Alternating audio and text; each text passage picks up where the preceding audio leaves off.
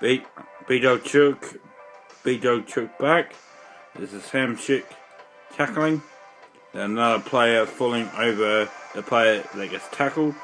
It's not overly funny, but you can decide, randoms, whatever. This is it. He's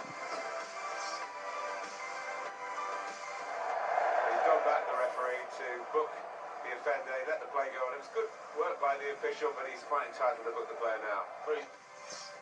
You'll see in the first part of the video what should happen if you have to sew it up or double check it. But yeah, it's just a random funny little thing, so people probably won't like it. I don't mind, but yeah.